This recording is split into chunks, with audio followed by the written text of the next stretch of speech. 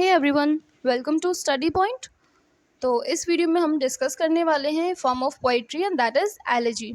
तो इससे पहले मैं एक लेक्चर और आपका ले चुकी हूँ जो कि जिसमें हमने कवर किया था सोनेट को। तो अगर आपने वो वीडियो नहीं देखी है तो आप उसको भी देख सकते हैं, लिंक मैं आपको डिस्क्रिप्शन बॉक्स में दे दूँगी। और इसमें हम डिस्कस करने वाले हैं second form of poetry that is elegy.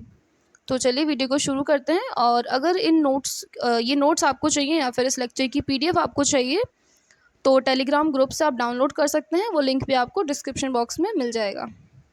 तो देखिए, बेसिकली एलिजी जो होती है ये एक शोक गीत होता है, मतलब कि किसी की डेथ पे जनरली इसको गाया जाता है। तो अगर इसकी डेफिनेशन की बात करें तो डेफिनेशन आप इस फॉर्मेट में भी लिख सकते हैं या फिर पैराग्राफ में भी लिख सकते हैं। तो देखिए, एलिजी जो है एक सिंपल आपकी सैड पोएम होती है, a poem with serious reflection, specially written on someone's death. Poet does not follow meter, rhythm, and structures. Poet tells about his emotions, not a story. Generally written in first person. तो देखिए, ये कुछ characteristics भी हैं जिनको हम अपनी definition में मेंशन कर सकते हैं कि एलिजी में ज़्यादातर जो पोएट बात करते हैं वो फर्स्ट पर्सन की करते हैं और इसमें वो अपने इमोशंस को डिराइव करते हैं, किसी भी फॉर्म ऑफ स्टोरी को डिराइव नहीं करते हैं।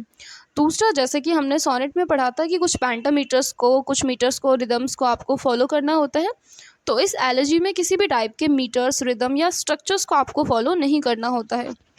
ये एक इमोशन बेस्ड पोएम होती है, ठीक है, जो कि स्पेशली किसी की डेथ पे लिखी जाती है। एक सीरियस रिफ्लेक्शन दिखाने की ये कोशिश करती है।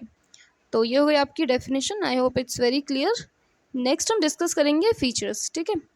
तो सबसे पहले फीचर्स में देखेंगे जो ये एलिजी वर्ड आप पढ़ते हैं। पहली चीज़ तो ये ग्रीक वर्ड है जिसको एलिगस से बना है ये एलिजी, जिसका मीनिंग होता है सॉन्ग ऑफ ग्रीफ संग अलोन विद अ फ्लूट, मतलब एक दुख भरा संगीत या दुख भरा गीत जिसको एक बांसुरी के साथ गाया जाता है, ठीक है।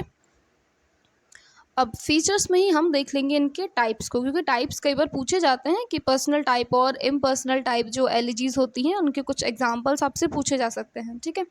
So there are two types of elegies. First one is personal and the second one is impersonal.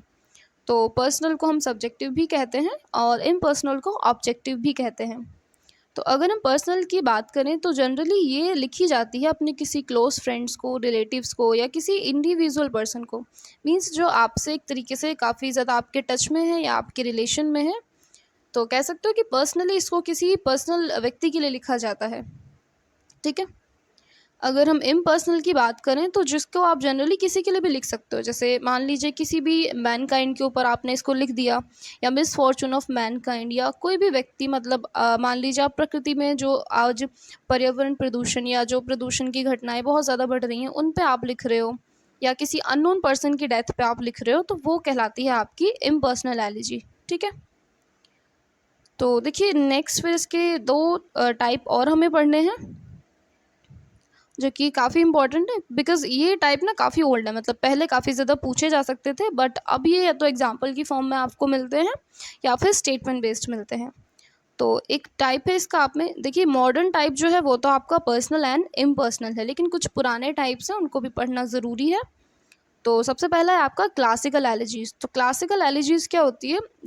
This elegy couplet 2 line stanzas, मतलब इसमें केवल 2 लाइन के स्टैंजास होते थे, and each couplet consists of a hexameter verse followed by a pentameter verse। तो जो ये 2 line का कपलेट होता था इसके अंदर भी अलग अलग पैराग्राफ्स होते थे जिसके अंदर की हेक्सामीटर वर्स फॉलो किया जाता था और पेंटामीटर्स यूज़ किए जाते थे, ठीक है। लेकिन मॉडर्न टाइम पे writing an elegy, poet does not care about literary devices like metre, rhythm, schemes, स्टैंजर्स।